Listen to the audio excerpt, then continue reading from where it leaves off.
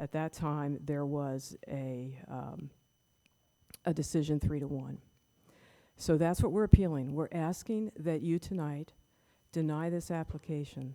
If this developer wants to regroup and the owners and come back with another plan, that's fine. But not this application. The record shows that there were some preliminary studies done, and its record is all taken from a June hearing. Even though there's been a lot of activity, there's actually not a whole lot in the record.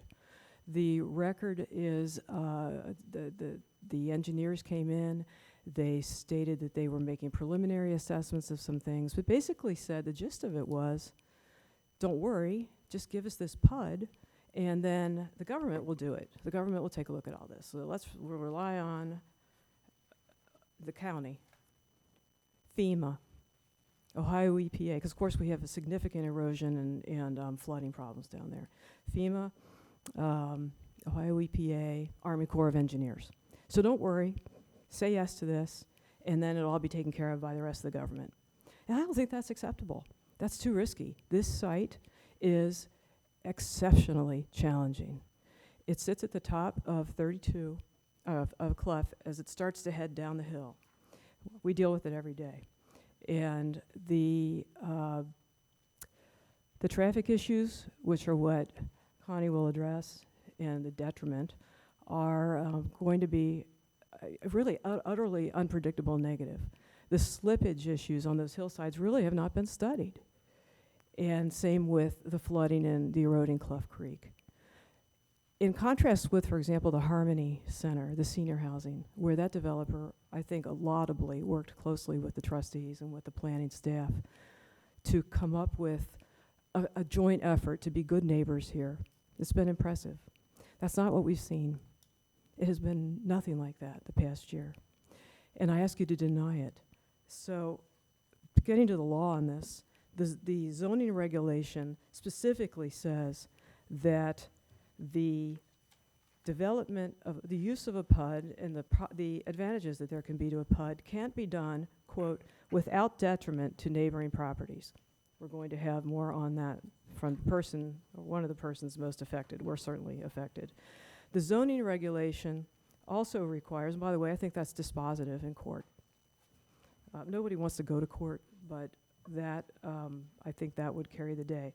The zoning regulation also requires that the staff give a written recommendation prior to a public hearing, and that written recommendation has to be approve, deny, or approve with modifications. It's right here, black and white. Those are the options in front of the staff. Now, for reasons I can completely understand, that did not occur here. There have been no recommendations. So the zoning commission was operating without recommendations, and as far as I know, you are tonight. That's not sufficient for this major ask of this risky, eroding hillside with a flooding and deteriorating creek and watershed. That's not enough. Just imagine the construction over the next couple of years. Imagine the bridge guy came in June, and I'm sure he builds great bridges, I don't have a problem with that, but he didn't know what kind of bridge it was going to be. He thought he knew, but he said it needs to be studied, we need to look at it, there's lots of possible bridges we could use to go over Clough Pike. That's an example. That's not nailed down. And so what's happened here is minimal investment of effort. So I'll step aside at this point, and I'm going to let Connie go ahead, and I have eaten into some of the time, but I will just give a brief rebuttal then. Hi, my name is Connie Ulrichs. I live at 5530 Clough Pike, directly across from the proposed development.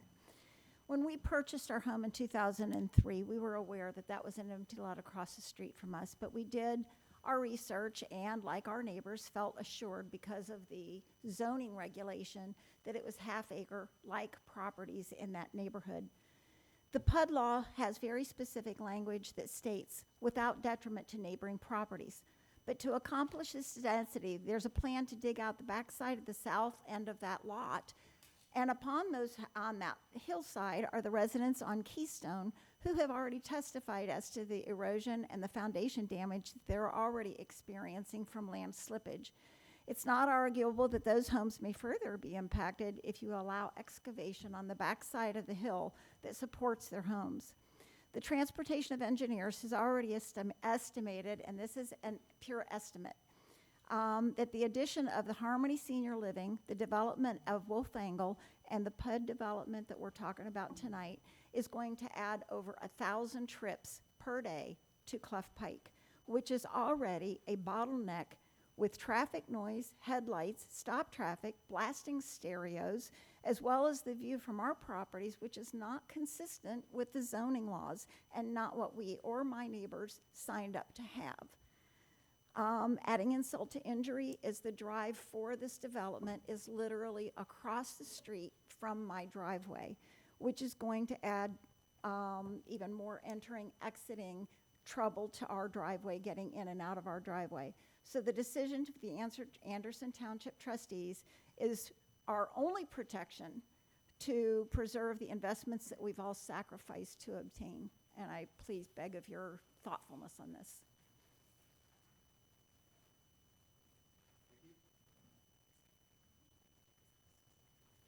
At this time, have the representatives from the applicant present their arguments supporting the zoning commission decision. Thank you. My name is Dan McCarthy. I'm an attorney with McCarthy Law Office. I'm here on behalf of the developer, Robert Gerwin, and Homes by Coach. I want to start by looking at the Anderson Comprehensive Plan. A big part of this debate has been whether or not it's in compliance with Anderson Plan from 2016. On page 26 of the comprehensive plan, in people and housing goal, it states the township should provide a variety of businesses and housing options to meet changing demographics and market demand. Page 28, what we heard, there's a perception of a lack of housing opportunities for older adults who may be looking for options other than a large home on a large lot. Many residents have voiced a desire to be able to find a comfortable, smaller home requiring less maintenance. Page 30, limited housing options for empty nesters looking for homes with fewer maintenance needs. This property, there's a land use map, part of the comprehensive plan. That land use map calls for single-family cluster residents on this property, and that's defined as low-density detached housing and related compatible uses where the lots are clustered together in order to preserve environmental resources such as hillsides or floodplains. What my client proposes to do here is put 66 single-family lots or houses on approximately 33 acres. He's done similar projects in Amelia, Milford, Lawrenceburg, throughout the Cincinnati area. The idea is this is going to be geared towards and marketed towards empty nesters, 55 and older generally, not exclusively, it's not limited to that. But the idea is to provide an option for people in that demographic. And part of the reason he wants to put it here in Anderson Township, when he's done these other projects, especially the ones in Amelia and Milford, a lot of the people buying those houses come from Anderson Township, and they told him that there's a huge need in the township for an option such as this. Ms. Wheatley walked a little bit through the timeline, but I want to emphasize why that supports approval of the project. So this started back in September of 2018, almost a year and a half ago. Mr. Gerwin met with the planning and zoning department, talked about the property, talked about the zoning code, what's possible, what are the options under the code. He proceeded. January 3rd of last year, there's a pre-submittal meeting, it's open to the public. People from the township were there, Mr. Gerwin, neighbors, it was open to the public, questions, comments. He then submitted, the first submittal was heard before the zoning commission last February. And Mr. Gerwin appeared at that pro se, and that was denied for three major reasons. The first reason the zoning commission really clung to in the planning staff, the staff report, was the stream goes through the middle of the property, and they wanted a secondary access, emergency access for the properties, particularly the south of the creek. So what Mr. Gerwin did, Elston Place is currently a private drive, and if you've been up there recently, it's in poor condition. I'm not sure if emergency vehicles would be able to access that. So what he did was he negotiated with the residents of Elston Place. He said, if you give me an easement, I will repave this property and make it accessible to my lot, to his development. It's going to be a gated emergency access only, but it's also going to provide pedestrian access. So this is a benefit to the residents of Elston Place. The second concern was the proximity to Clough Pike. And we made several changes before the resubmittal. One was they increased the buffer between Clough Pike and the houses that are going to be bordering Clough Pike, increased the setbacks, moved everything back a little bit further, and it decreased the number of lots, the number of houses that are going to be on the north side of the property, north of the creek. The third was there was not a detailed grading plan initially submitted. So Mr. Gerwin then worked with his engineers, and a detailed grading plan was submitted, and that's part of your package. So he resubmitted. It was originally scheduled for the May 20th hearing before the zoning commission. They didn't have enough people, so it was kicked to June. At that June hearing is when we had a number of experts testify. Mr. Gerwin testified about his experience and what he has done, his due diligence. We had a bridge expert. And any bridge that's going to be built over Clough Pike, he testified, is going to have minimal impact on creek flow. And that's where the U.S. Army Corps of Engineers comes in. They're going to make sure that whatever is constructed over the creek does not impede the flow of the creek. We also had Nick Selhorst. He's an engineer with Choice 1. He testified about the lot layouts, the setbacks, the general site plan. We had Joe Burkhardt. Joe Burkhardt is a geotechnical engineer with CSI Engineering. He typically reviews projects such as this for Hamilton County. He reviews earthwork permits and provides geotechnical advice to the county.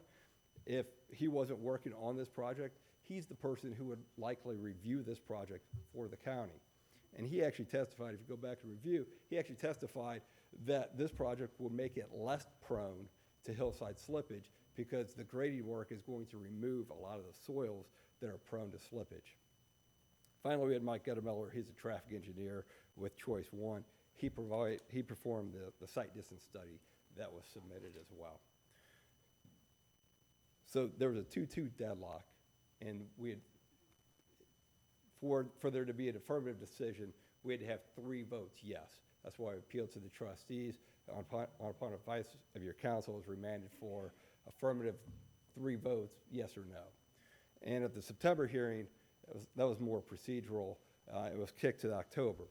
One of the concerns at the June meeting, though, concerns lots 28 through 32, and the setback under the zoning code for those calls for 35-foot setbacks, and the application had it at 20 feet. So in the meantime, what Mr. Gerwin did was negotiated with the neighbor who owns that property, and he's going to acquire the additional 15 feet to make the setback the required 35 feet, removing that issue of the minimal setback on those lots 28 through 32. In exchange, the neighbor's going to get access to the development and can use the bridge when necessary. So with that additional information, removing the setback issue on lots 28 through 32 at the October hearing, we got the necessary 3 votes in favor of. So what we're asking you to do is simply approve what the zoning commission did. They had this for almost a year. Your planning staff was involved in this for almost a year. This is not something that was simply rubber stamped. They considered every angle. Mr. Gerwin listened to the questions, comments, and complaints, revised the plan, and made it compatible with the Anderson plan, with the zoning code. And to simply say, to dismiss the other approvals that are necessary, this is simply here on the zoning code. There are issues with traffic, geotechnical engineers, but all of those are going to be reviewed by the appropriate body. And the Hamilton County Regional Planning Commission has to review it for compliance with the Hamilton County subdivision regulations. The Hamilton County engineer has to approve it. The Ohio EPA has to review and approve it. And the U.S. Army Corps of Engineers has to review and approve it. So just because you approve the zoning, which is what we're asking you to do, doesn't mean that all these other issues are simply going to be brushed aside. There are other entities who are tasked with performing those reviews and giving those approvals. And if it is going to create all these other concerns, it will be stopped at that point by the appropriate body. So we're asking you to approve the zoning commission's decision to approve the zoning application. Thank you. Thank you. So we have 2 minutes. Thank you. I don't think I have much to emphasize here because I don't think that really added anything to what I've said, what we just heard in the argument. A couple of corrections, I think, or comments. The money spent here has been spent on buying the easement, dealing with Elston Road, not on really studying down on and getting into what's happening with the hillsides. For instance, heading off, again, I'll contrast Harmony a little bit, heading off in advance what could be issues, and these are zoning issues. This is not just a question of do the zoning part tonight, and then these other agencies will come in and look at it all. They're connected.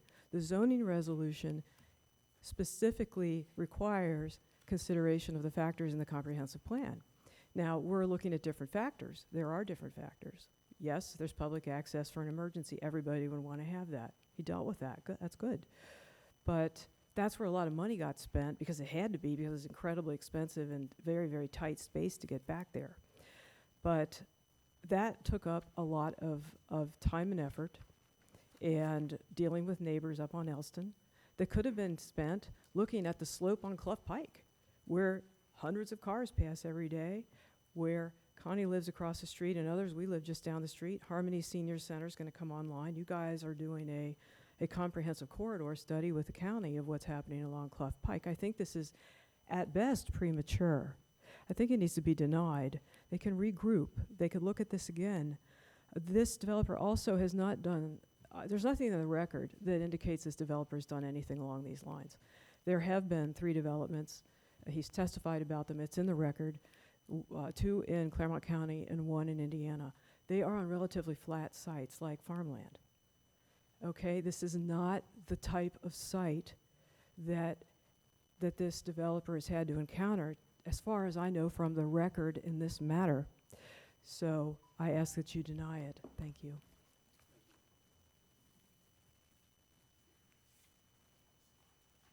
Do you guys, anybody have any questions for? Either of them? I don't.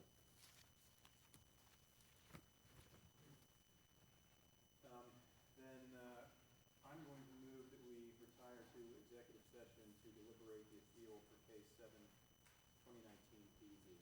Second. Mr. Pappas? Yes. Mrs. Stone? Yes. Mr. Gerth?